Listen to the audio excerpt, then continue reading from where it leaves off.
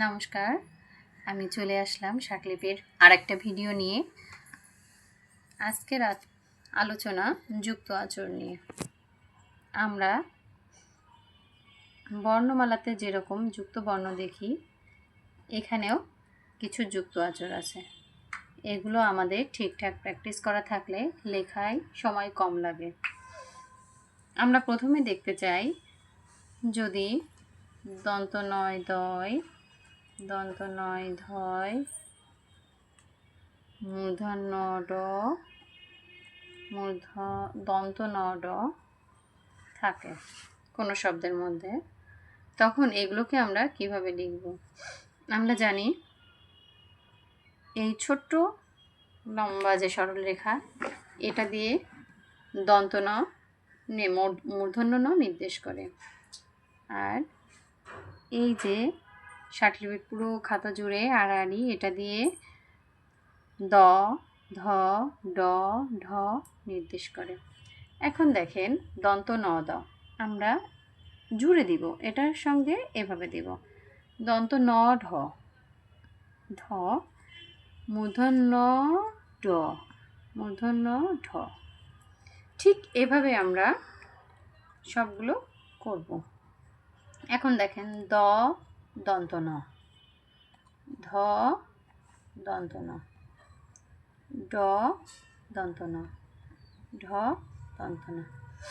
এগুলো একইভাবে, যেমন আমরা দ ধ ড ঢ জানি কি এমন দাগ, এর সঙ্গে ন। খেয়াল রাখবো এখানে যেন কোনা তৈরি না হয়। এরপর দেখেন ম দ, ম ধ, ম ড, ম ঢ। এই যে শব্দগুলো, এগুলো কিভাবে করব? আমরা জানি ম হচ্ছে সরলরেখা একটু বড় সাইজের, আর দ ধ এগুলো তো দেখেছি। ম দ, এটা হচ্ছে ম ধ, এটা ম ড, এটা ম ঢ, এভাবে। এখন দ ম, দ ম,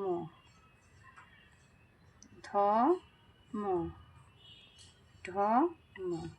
এগুলো থাকলে কি করব? দ ধ কেমন লিখলাম এরকম, আর ম হচ্ছে ন থেকে কিন্তু বড়, সুতরাং আমরা এভাবে লিখব দ ম, ধ ম, ঢ ম। এরপর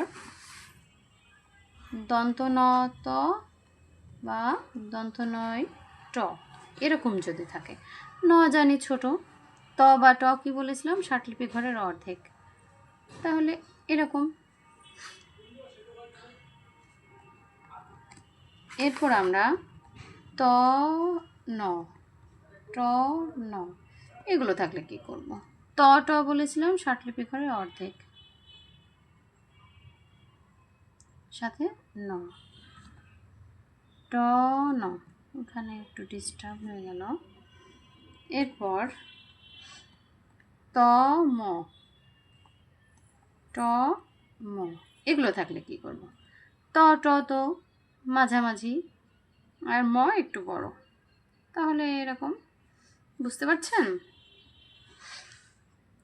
এখন যদি ম ত থাকে এবং ম ট থাকে, তখন কি করব? ম কি লম্বা দাগ, ত অর্ধেক, ঠিক এভাবে লিখব। এরপর দেখেন ম ন